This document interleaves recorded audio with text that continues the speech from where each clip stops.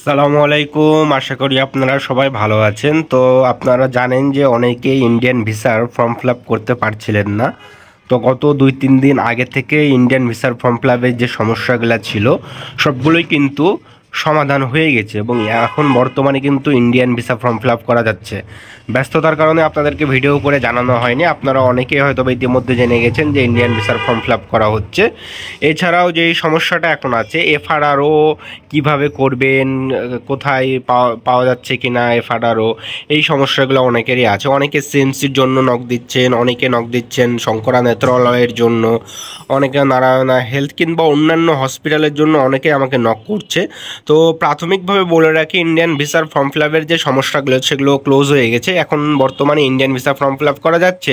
কিন্তু Indian visa form fill up করার জন্য যে জিনিসটা দরকার, আয়ুষ এফআরআরও রেফারেন্স নাম্বার বা আয়ুষ এফআরআরও করা লাগবে। এই জিনিসটা কিন্তু আমরা অনেকেই এখন করতে পারছি না। তো বর্তমানে সিএমসি হসপিটাল যারা আমরা যাব, এই সমস্যাটা সিএমসি হসপিটালেই প্রকট। সিএমসি হসপিটাল থেকে কিন্তু আয়ুষ এফআরআরও এখনও দেওয়া শুরু করেনি।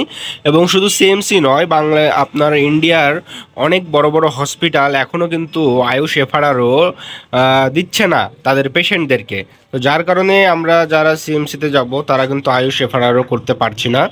কিন্তু শঙ্করা নেত্রালয়ে যারা যাবেন তাদেরকে আয়ুষ এফআরআরও দেওয়া হচ্ছে হসপিটালের তরফ থেকে। সেক্ষেত্রে আপনারা প্রয়োজনীয় ডকুমেন্ট সহ সরাসরি শঙ্করাতে মেল করতে পারেন এবং মেল করার পরে তারাই আপনাদেরকে ফিডব্যাক দেবে। ফিডব্যাকে যে সকল তথ্য আপনাদেরকে দিতে বলবে সেই সকল তথ্য আপনারা শঙ্করা নেত্রালয় বরাবর আবার রিমেল করে দেবেন।